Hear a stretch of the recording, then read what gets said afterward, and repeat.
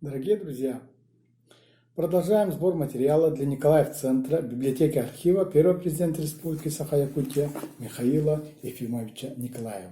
И для календаря событий Якутия 21 век на сайте Николаев-центра просим высказать свое отношение к знаменательной для нас, якутян, дате 27 апреля. Как вы знаете, 27 апреля 1922 года – день основания республики, издание декрета Всероссийского Центрального исполнительного комитета об образовании Якутской автономной Советской Социалистической Республики в составе РСФСР.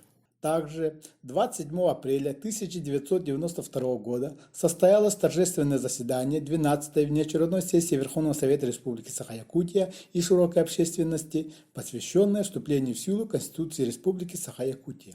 И день вступления в силу новой Конституции 27 апреля был объявлен Днем Республики.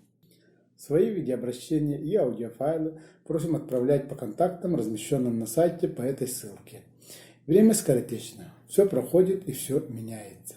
И у вас есть возможность оставить свое послание своим потомкам на официальном сайте первого президента нашей республики.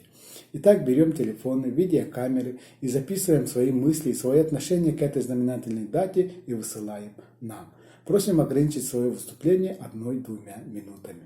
Дорогие друзья, поздравляю всех нас с этой знаменательной датой. Искренне надеюсь, что и вы расскажете всем на государственных языках нашей республики, русском или якутском, что же означает для вас День Республики 27 апреля.